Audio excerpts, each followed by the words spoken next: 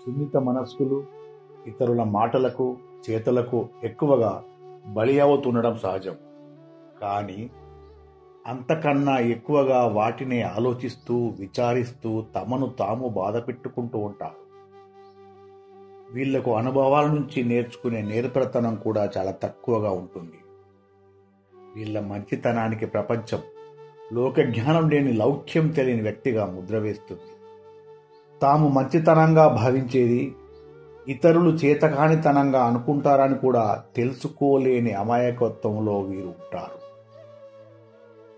లోపల గాయాలు పైకి తెలియకుండా చిరునవ్వుతో తిరగడం వల్ల పడ్డ మాటలే పదే పదే పడుతూ మానని గాయాలతో, మనసులో బాధతో, కళ్ళలో చెమరింపుతో, మోముపై నవ్వుతో బతకాల్సి వస్తుంది. సాటి మనిషిని నమ్మటం తప్పని నమ్మితేనే కదా మనసు గాయాల పాలయ్యేదని ఉచిత సలహాలు ప్రతి సందర్భంలో వినాల్సి వస్తుంది.